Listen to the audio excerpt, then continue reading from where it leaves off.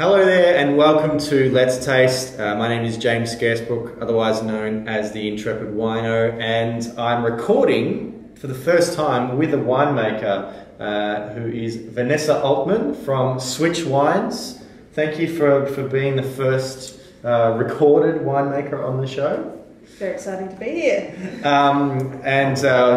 Normally I would have a winemaker guest or a sommelier friend come on live, but you had a bit of an impromptu visit here to Melbourne to show some new release Switch wines, and got in touch to see if I wanted to taste, and I thought, not only do I want to taste, I want to do it on camera. So thank you for making some time to see me, and we're also going to have a chat on the Vincast, on the podcast. So to hear more about Vanessa herself and her background, her journey, go to intrepidwino.com. Very soon I'll have the episode with Vanessa, sorry. I keep because there's Leanne Altmann. Yeah. Well, I'm sure you've met Leanne Altmann Yes. at Supernormal. Anyway. We're not even cousins. I know. It's so random. No, there are definitely no other Scaresbrooks I don't know of, so there you go. So, tell me, Switch Wines, this is fruit that you buy? Yep. Yeah, so I buy the fruit in and squash it and make it into wine and put it in a bottle.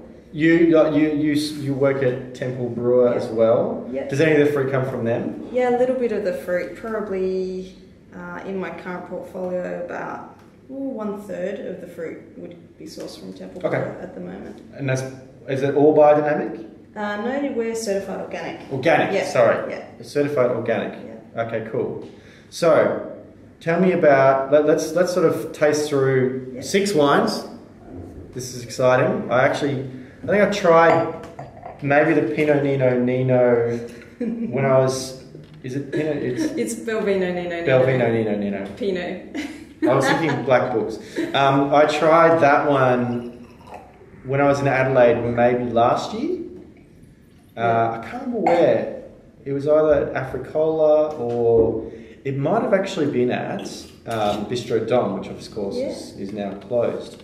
So I've been interested to try more of the Switch wines. And we met not long ago and we had lunch, but I didn't actually get to try any wine, so this is pretty exciting.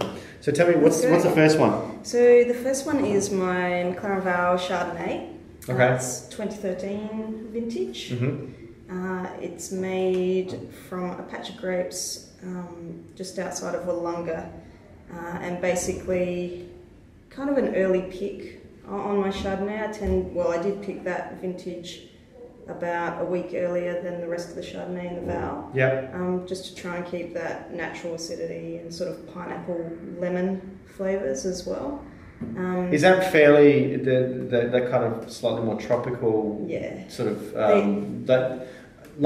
it's funny. Like I think of tropical as like you can have pineapple, but you can have guava or mango, and they're quite different. Like there's this sort of a tartness to pineapple. That's right. That kind of. But it's still you considered tend to lose tropical when the grapes are or ripe. passion fruit. Yeah. Passion fruit's tropical, but it's got a bite to it. It does. So yeah. But is that kind of character fairly commonly associated with Chardonnay from McLaren Vale? I suppose, in my experience, Chardis from the Vale usually are a little bit more tropical, peachy, sort of fuller type Chardonnays, whereas this one's a little bit more leaner in that respect.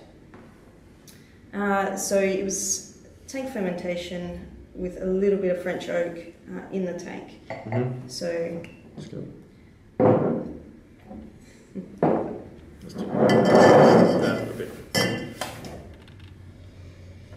And a little bit of time on lees as well. Definitely lemon. It's got like a creamy lemon, like a lemon hand cream. Do you know what? It reminds me of Italian, like pecorino from Abruzzo.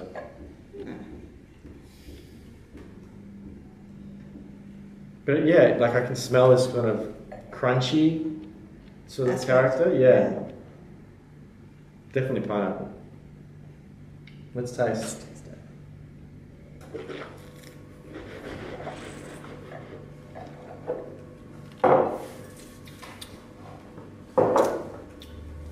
Yeah, it's interesting. I said Yeah. sort of lemony hand cream because it has a slightly kind of creamy texture to it, but it's very fresh.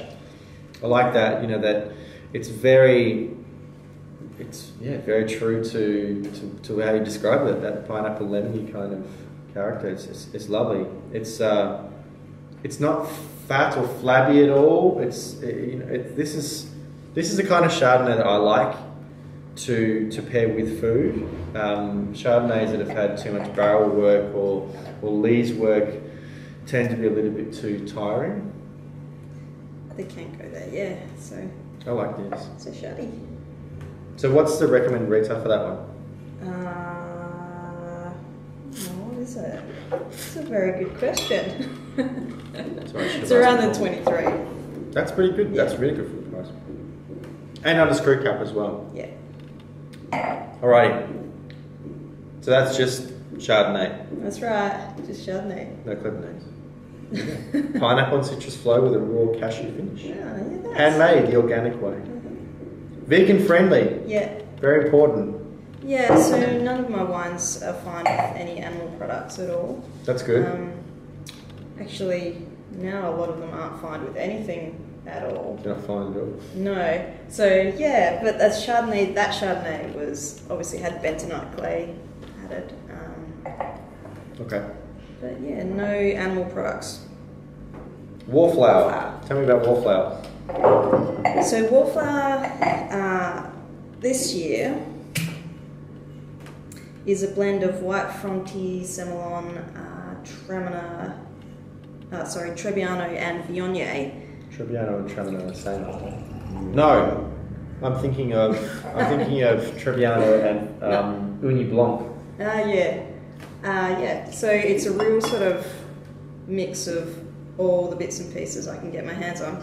It's a multi-regional blend too. So the fruits from Loxton and Langhorne Creek. Okay, but they're like some of those varieties are classic, sort of large volume, great blending sort of whites. You tend to sort of see like the Riverland and Murray-Darling Basin, that kind of thing. For sure, like Trebbiano is totally, built for doing lots of production with. In this wine Most space, variety in the world. I know, but we've only got 2 rows, so I've got 2 rows that I pick every year. Small batch Trebbiano. Small batch, 2 rows that I pick, and it goes into this little wine. So very, very cool label. I like that label. So are they co-fermented or when do you blend? They're all fermented separately. The Viognier is fermented on skins, so a bit of skin contact.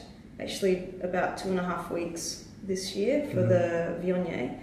And then I blend them after, so on racking. So on the first time I rack them off grossly, so fermentation's finished. And then I blend them up. Where this sort of haze, where does that come from? It comes from the fact that I haven't used an enzyme on this, so I haven't used a settling enzyme that will break up the pectin. Yeah, like a nice kind of rawness to it. So a little bit of skin contact. Yeah. Okay. This one has a lovely exotic fruit profile. That sort of muskiness, that spicy. Funny, we talked mango, guava, pawpaw, that sort of tropical exotic fruit note. It's very floral too. It's very inviting. If you like Moscato wine, but you want to go a slightly more proper dry wine, you're probably going to love this. You're going to love this because it has that kind of musky, slight rosewater character. Let's taste.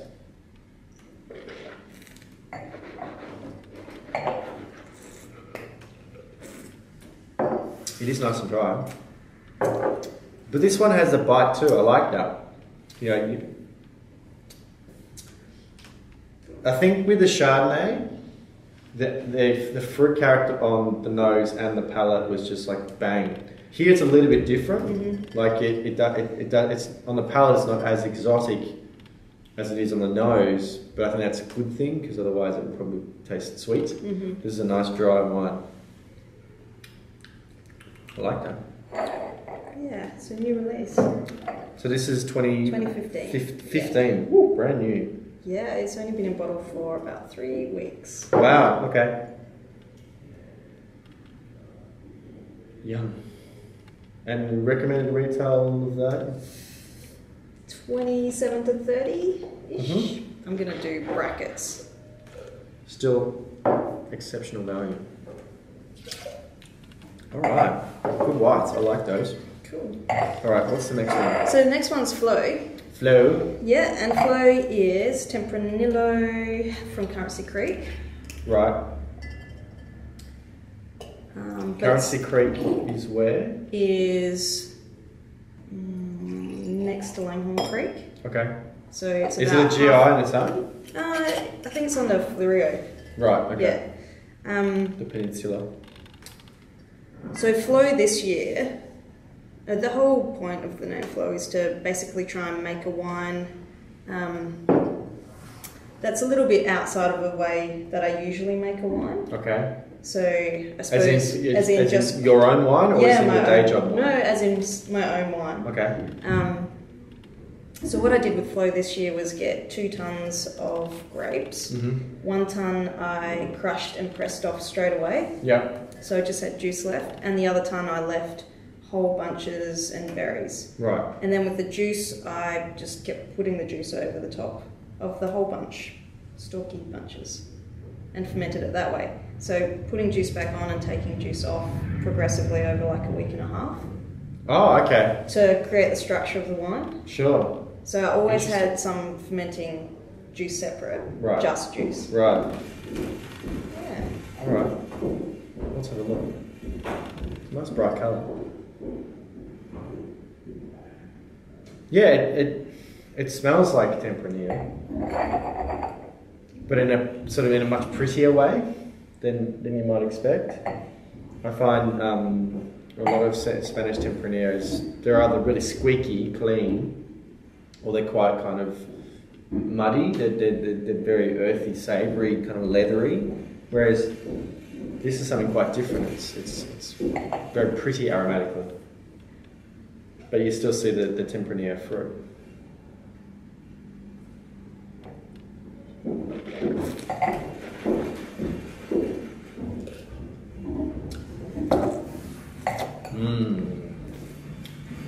Ooh, that's very interesting. So it's quite different from front to back. The whole point was just to make a delicious wine that's drinkable in the year of vintage. Yeah, it's very, as the cool kids say, smashable wine. Well, we don't encourage that. No. Responsible drinking, guys.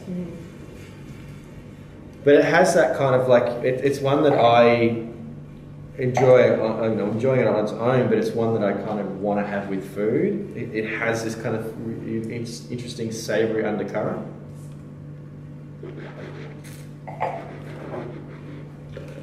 It's really bright. It's very approachable and attractive, but there's a little bit of other stuff going on.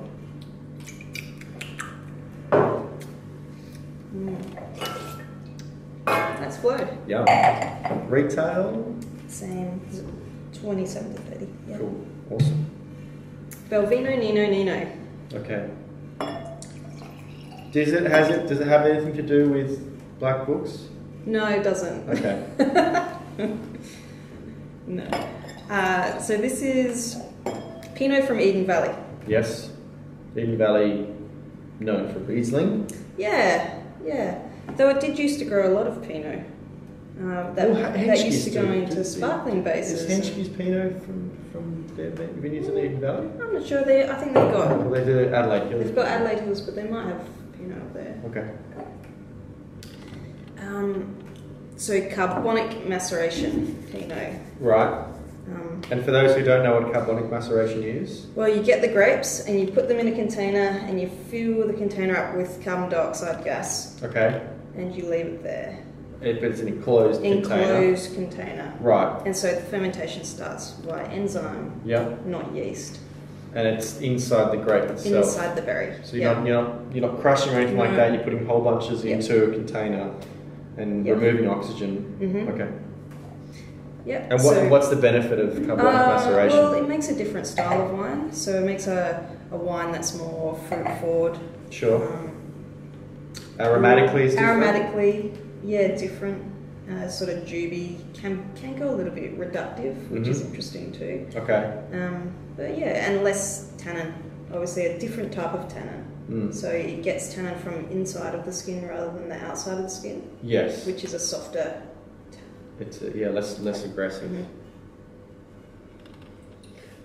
And it that was what kind of struck me about the Belvino Nino.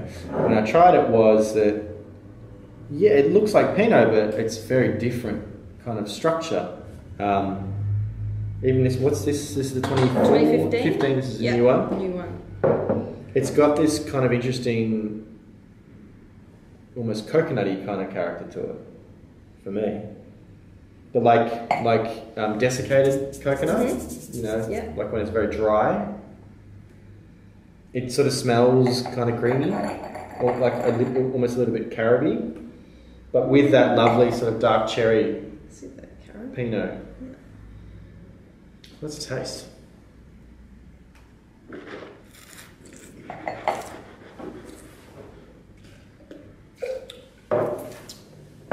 Oh, that's a winner.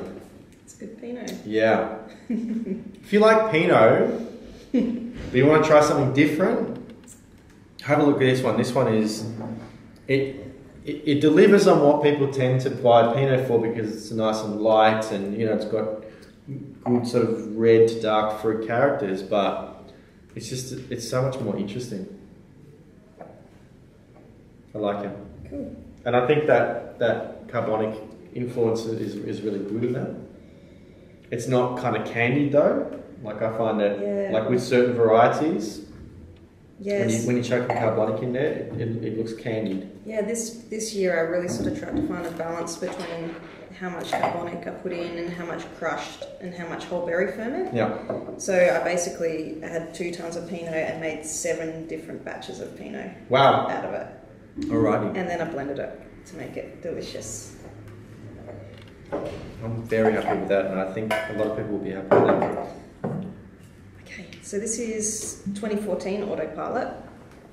It's Petit Verdot from Langhorne Creek. Where does the name Autopilot come from for this one? Autopilot was probably one of the first natural wines I started making. I suppose it's more about the idea of not doing things on autopilot. Okay.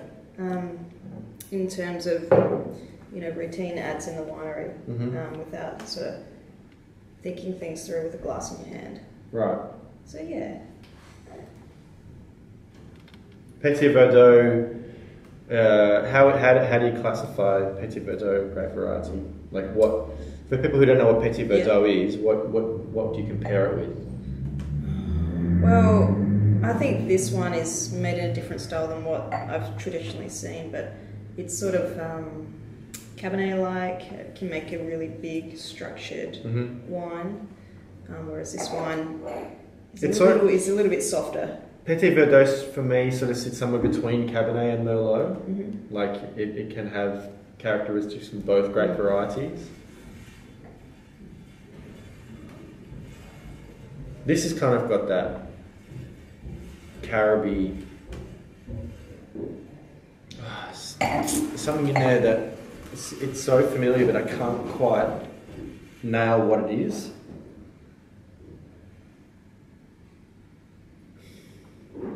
Yeah, so I made one little barrel of this, just a barrel. Okay.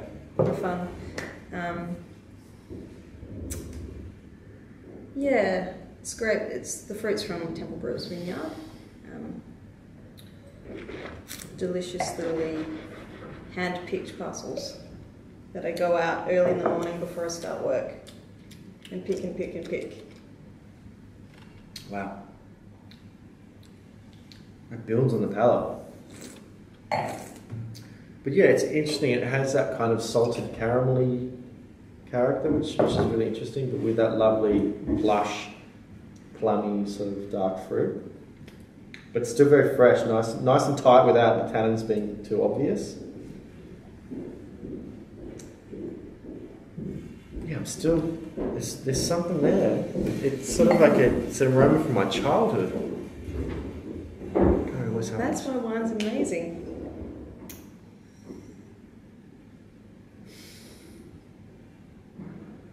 This is going to sound strange. What was that? Like tanning oil. Was it tanning oil or was it cream that you used to put on? I have no idea. Not banana. No, it wasn't banana boat. It was I can't remember what it was called. Guys, this is going to annoy me.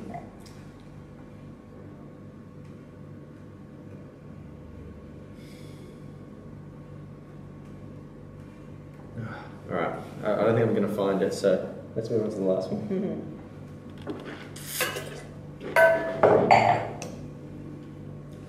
Another Pinot. Right. Because everyone needs to make, 10 different Pinots, don't they? Yeah, just ask my friend Howell later. This is 2012 Pinot. Okay. Eden Valley, so it's the same block as where Belvino comes from. Right. It's made in a different style. It's made in a bigger style, richer style, with French oak. Like it's got a lot of French oak influence on it. I can smell that oak.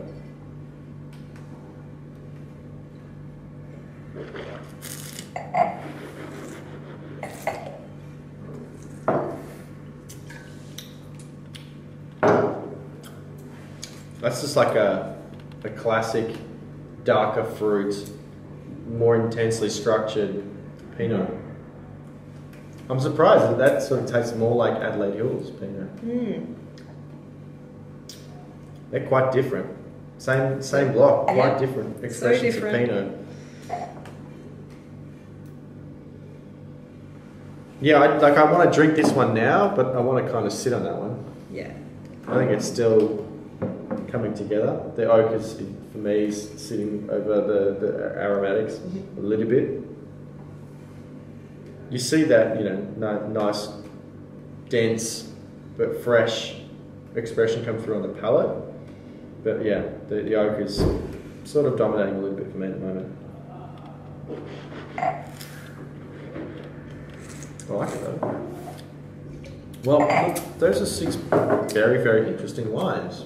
Thank you. I like them, and I hope that people here in Melbourne and up in Sydney are enjoying them. And I'm looking forward to our chat on the Vincast. So, guys, thank you very much for watching this video. Thank you, Vanessa, for being on Let's Taste. What are you're on social media much? Oh yeah, Instagram, Facebook. And your handles or Handles accounts? are Switch Wine on Facebook. Instagram is Vanessa Altmann. Cool, excellent. Guys,